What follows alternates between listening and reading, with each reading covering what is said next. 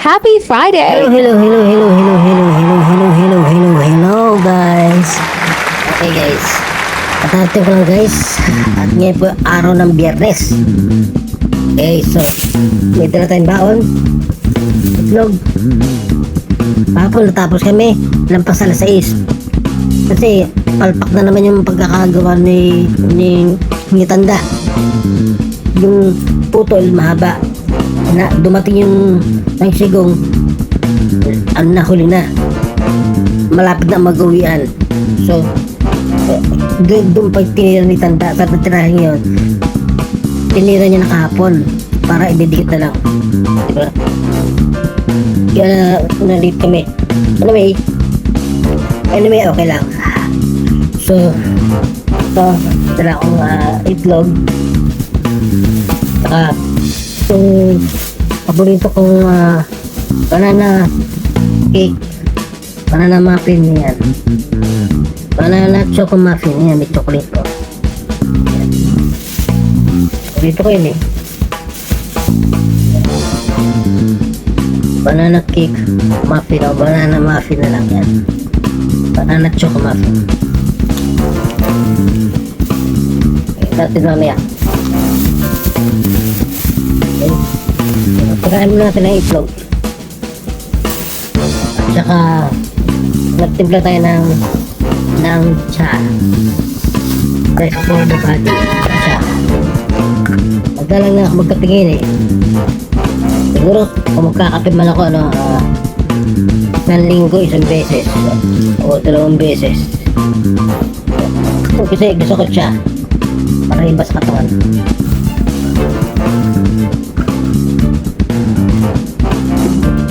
Yan, siya tayo siya. Okay. So tayo green tea guys, green tea galing Jeju, organic. Ano sa yung asin, kaya tayo sila ka. Kaya tayo ng asin at itlog. Oh yes, sunog. Kasi nakalimutan ko ang itlog dito sa kumbaga nakalimutan ko hanguin. Kumukulo hanggang sa natuyuan ng tubig, di sunog. Anyway, okay lang yan, hindi naman siguro magpapago lasa yan. Pareho lang. Pareho lang lasa.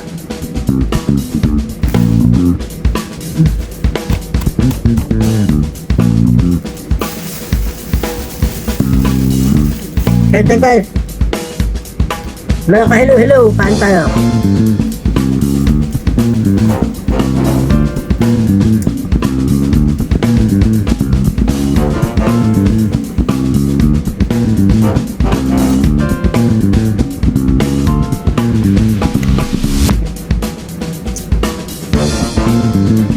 Bukas guys, wala tayong pasok. Okay, walang pasok, kaya tatry ko magpa-medical bukas guys.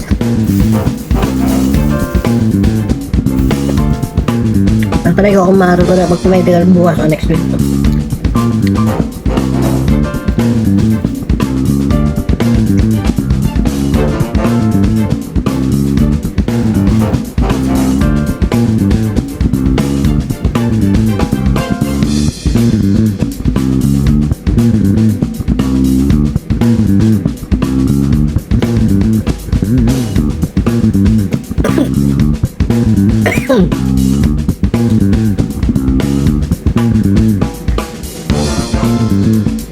Masarap siya guys, masarap.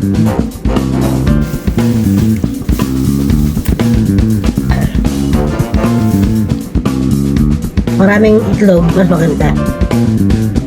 Mas maganda kainin to kaysa sa fried. Wala mantika. Kaya pag marami nakakaumay.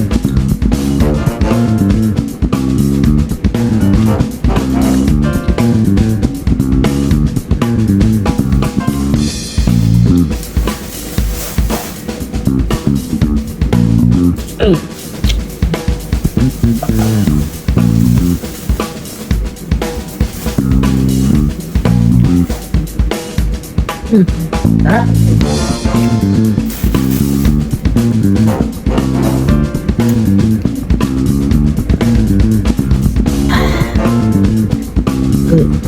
Ganda sa katawan guys, maganda sa katawan. Anyway, doon ako nakapasok, titignan natin makagwatan ng magandang content bukas. No? Pupunta ko ng hospital. Ngayon, mag-iisip lang ako kung matutuloy ako bukas o hindi. Kasi bukas, pagpunta ko sa hospital, kailangan wala kang kain. Walang kain. Walang inom na kung ano, maliban sa konting tubig. Yan. Hindi pa nga tawagan yung kakilala ko eh. Ano eh. Kung ano requirements magpapamedical sa hospital. Kasi ngayon pala ako magpapamedical. Tagal-tagal ko rito. Ngayon pala ako tatry magpapamedical. Pero gusto ko sana bago magpapamedical, ang nasa isip ko, uminom muna ng mga mga blend ng mga gulay, paragus, okra, yung sinasabi ng Doc Atoy, mga blend na ganyan. Inumin muna, uminom ng ganun para bago magpa medical, para at least makakakita ng pagbabago.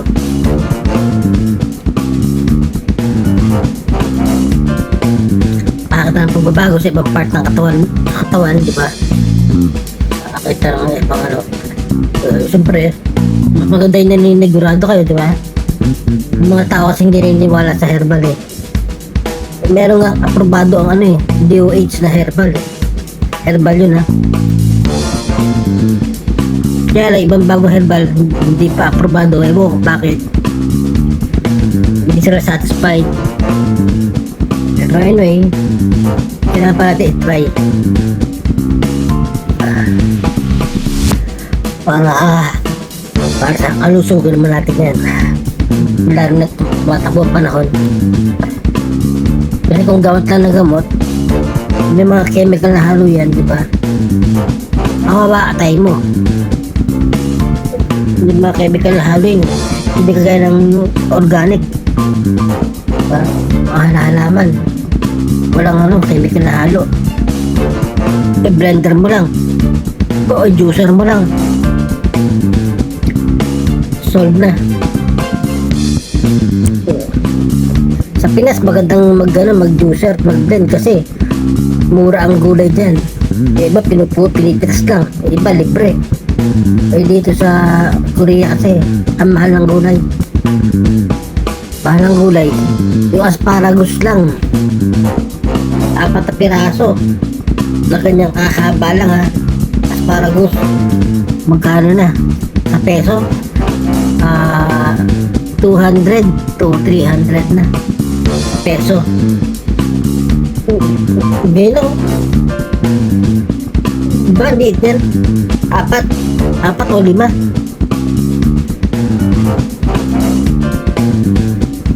Mahal dito ang gulay. Akala niya mura. Sa Pinas ang mura.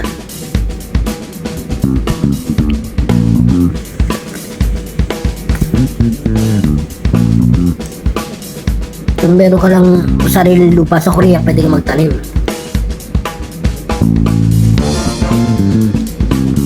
Pero kaso dito, wala naman sariling lupa eh. Wala kayong lupa dito. Maliban sa matagal na nakatira dito mga Koreano na may maliit na lupa sa kanyang bahay yun. May karutong na lupa ang bahay, gano'n. Daw makapagtanim. Iba, iluupa. Luupan lupa. Malit sa prasong lupa, magkano na. Uupahan mo kada buwan.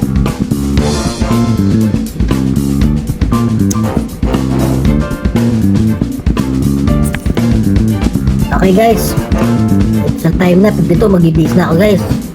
Sa muli guys, hanggang mamaya, hindi natin kung magagawa tayo mamaya. Hello again. Andito na naman ako again. Okay guys, tapos na magtanghalian. So, ikot muna tayo sa bata. Okay guys, ikot muna tayo guys.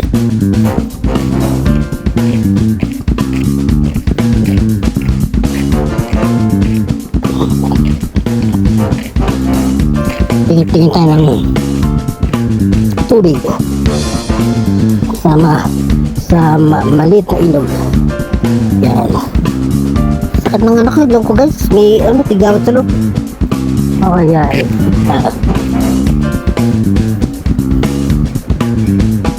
Ayun guys, oh.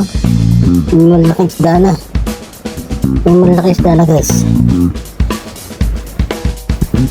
Pwede na tayo guys. Dito tayo dito sa tabay natin sa tulay. Ayun, dito sa dulo. Tulay. Dapat tabay konti. Walang sa kanan guys. Preskong presko. Preskong presko guys. Oh. Ayun, sa presko yan. Sa preskong presko.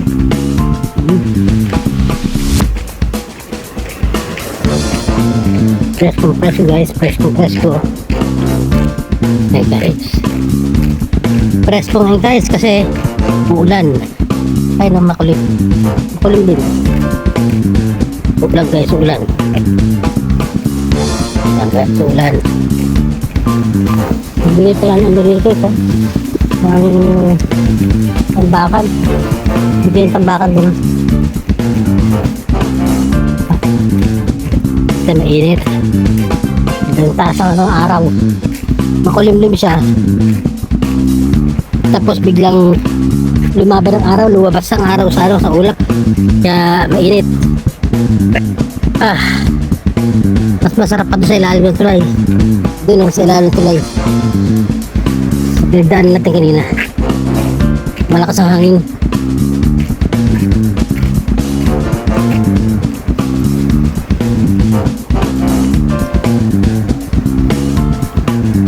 Okay guys, wala pa kami ginagawa ngayon guys. Wala pa kami ginagawa, so petiks muna. Kaya lang siyempre kahit na petiks, nararamdaman ako masakit sa aking kita, saka yung tigawat dito sa butos na ilong. Kaya nakakairita. Alam niyo guys, nakakairita magtrabaho na minaramdaman ka masakit, diba?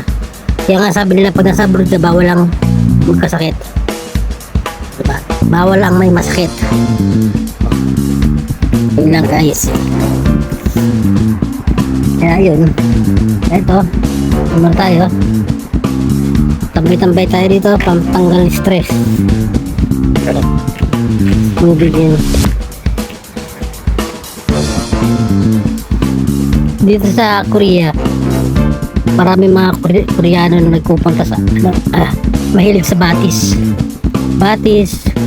malilit na ilog, na kadalasan normal lang sa atin sa Pilipinas.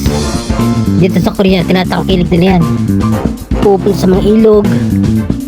Kahit sabihin natin hindi makagandahan, pupunta sa ilog, iba lalagay pa ng tent, cottage sa ilog, tindahan, ginagawa nilang resorts, parang ganun ang ilog. Pero sa Pinas, alam nyo na, sanay na tayo mga Pilipino sa ganun, diba? Ang daming ilog, pero hindi pinapansin ka, pero dito hindi, demand yan. Mga ilog-ilog na ulit, tinatayuan nila sa gilid ng ng mga tindahan, tsaka mga mesa, yan. Matindi rito. Ito nga lang guys, kung wala lang itong mga damo-damo yan, mga masukal na yan, masukal. Tsaka mga company dyan mga company. Aba, tatayuan din nila ng na cottage, tsaka mga tindahan, mga mesa. Wala na silang parking kasi dito. Kumaga, di iba kasi tabing ilog, pero may mga space na pwedeng parking na sasakyan. Dito wala. Pero kung meron, sigurado dami pupunta dito. Kasi running water running yung ilog, dumadaloy talaga ang tubig. Magbababad ng paa. Gusto nila nagbababad ng paa sa ilog. Nagbababad ng paa. Ayan o. Ayan o. Kumatuka pa sila na dyan, dami sukal. Yung mga Koreano gusto nagkatampisaw ng paa dyan o. Sa ilog. Mga tumatakbong tubig yan. Mga tumatakbong tubig yan o. Ang tatampisaw dyan. Ang gusto nila dyan. Kaya nahilig nila yung matandang Koreano. Isang pamilya, ayun o. Yung gano'ng tubig. Nagtatampisaw. Tatampisaw. Dito tayo sa pwesto natin. Mas malakas ang hangin doon guys eh. Mas malakas ang hangin.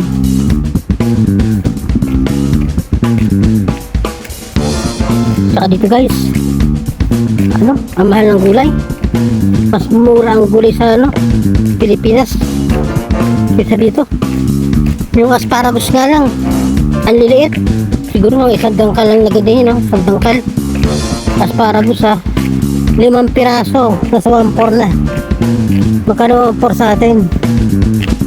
1,400. Oh. Ang 1,400 nasa 50 na o ano, magkano yan? 1.4.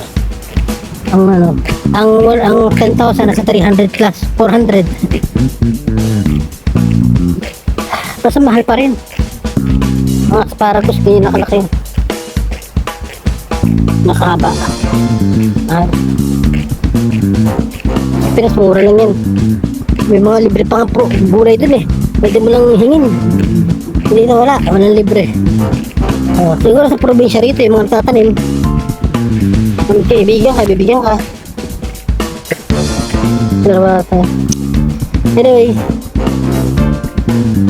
Anyway, andito tayo. Tignan nyo guys, mga building nyo.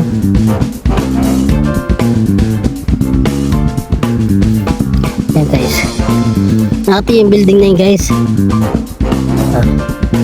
Sa Pilipinas, ano yan, mga condo na yan, condo. Dito sa Korea, hindi tinatawag na condo yan guys. Hindi yung condo, kundi apartment pa rin. Apartment, hindi condo. Okay guys, apartment pa rin tawag dyan. Hindi condo, yung mataas sa building na yan. Yun o, nasa likod na yan, sa building na yan. Sa atin lang may mga kondo-kondo, apartment maliit, apartment hanggang 4 hanggang 4 na kwarto, 3 palapag. Apartment na yun, dito hindi. Nakaya pagkakaiba. Ay guys, pagod magtrabaho, kundi lang ay. Sana ang pera umuulan na lang no. Maghihintay ka ng tag-ulan, tapos may kasamang pera. Huwag ng barya ha. Sakat sa ulo nun. Yung mga katig ano, tigo 100. Ha? Ay na, dino ba? Wow, chipmunks. Ay, may nakita ko, chipmunks. May nakita ko, squirrel. Oh my goodness, ang cute niya. May squirrel pala dito guys. Squirrel. Hindi ka na nakata guys, squirrel. Hindi na ako nakata ng squirrel dito. Diyan guys, may squirrel. Lumabas dyan squirrel oh. Oh. May squirrel guys. Sumilips kanina, yun nandun oh. Ay, gumagalaw oh.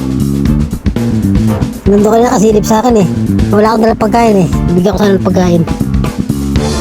Okay guys, dito na lang guys. Dito na lang tayo guys ha. Sinisilip ako ng sumiril eh. Sinisilip niya ako. Baka may dalang ako pagkain. Wala mo lang pagkain. Ayan guys, okay guys, bye bye. Bye bye na bye bye.